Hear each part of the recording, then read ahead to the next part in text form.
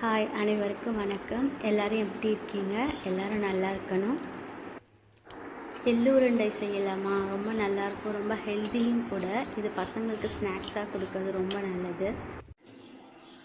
ஒரு கப்பு எள்ளு எடுத்துக்கிட்டேன். அது நல்லா கழுவி காய வச்சு எடுத்த எள்ளு அதை நல்லா வறுத்துக்கோங்க. அதாவது ஒரு கப்புன்றது 200 கிராம் இருக்கும். அதை நல்லா ஆவி பறக்க அது பொரியும் பாருங்கள். அந்த ஸ்டேஜ் வரைக்கும் நல்லா வறுத்துட்டு அது ஒரு பக்கம் ஒரு பிளேட்டில் எடுத்து வச்சு அதே கப்பால் ஒரு கப்பு வெள்ளத்தை வானலில் போட்டு அது முழுகிற அளவுக்கு தண்ணி ஊற்றிக்கோங்க. அந்தளவுக்கு போதும். இதை நம்ம வடிகட்டி எடுக்க போகிறோம் ஃபஸ்ட்டு. அதில் நிறைய தூசி இருக்குன்றனால வெல்லம் ஃபுல்லாக கரைஞ்சதுக்கப்புறம் வடிகட்டி எடுத்துக்கோங்க.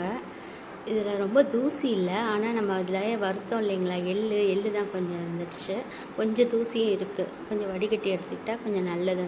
நமக்கு அந்த மண்ணெலாம் இல்லாமல் சாப்பிடும்போது நல்லாயிருக்கும். திரும்ப அந்த வானில் கழுவிட்டு அதே வானில் ஊற்றிட்டேன். இந்த பாகுவை திரும்ப நம்ம நல்லா கிண்டிகிட்டே இருக்கணும். இதுதாங்க ரொம்ப முக்கியம். எள்ளு உருண்டை ஈஸி தான் செய்யறது. என்ன ஒன்று, பாகு நமக்கு ரொம்ப முக்கியம். அந்த பாகுப்பதம் கரெக்டாக பார்த்துட்டோன்னா நம்ம அடிக்கடி செய்யலாம். ரொம்ப ஈஸி.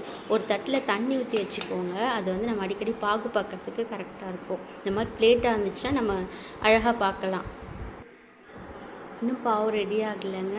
இந்த ஸ்டேஜ் கரெக்டாக நம்ம அதிரசம் செய்வோம் இல்லைங்களா, அந்த பதம் இது கரெக்டாக இருக்கும். இந்த ஸ்டேஜில் நிறுத்திட்டு நம்ம அதிரசம் செய்ய போகிறோன்னா கரெக்டாக இந்த சமயத்தில் மாவு போட்டு கிண்டிடலாம்.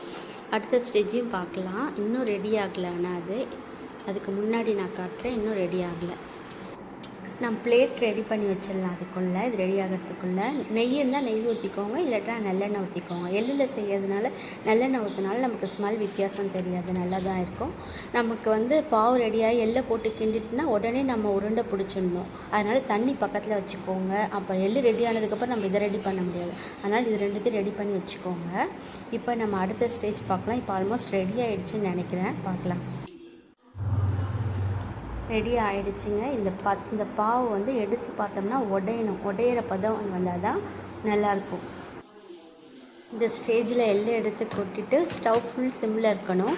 நல்லா மிக்ஸ் பண்ணிக்கோங்க. இந்த பாவோட நல்லா மிக்ஸ் ஆகிட்டு உடனே ஸ்டவ் ஆஃப் பண்ணிவிடுங்க. சூடோடவே உருண்டை பிடிச்சிடுங்க, இல்லாட்டி கெட்டி ஆகிடும். அதுக்கப்புறம் பிடிக்கவே முடியாது.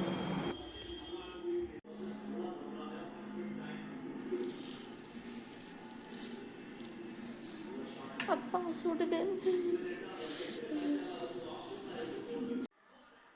ரொம்ப சுடுங்க. ரொம்ப கஷ்டம்தான் அதை பண்ணுறது.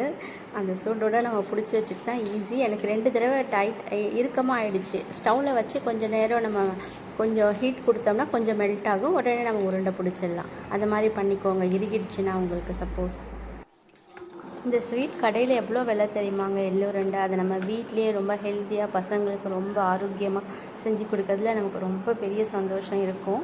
நீங்கள் கண்டிப்பாக இதை ட்ரை பண்ணுங்கள். பசங்களுக்கு நம்ம வீட்லேயே ரெடி பண்ணி கொடுக்கறது ரொம்ப நல்லது. தேங்க்யூங்க. வீடியோ பிடிச்சிருந்தா லைக் அண்ட் சப்ஸ்கிரைப். பாய்.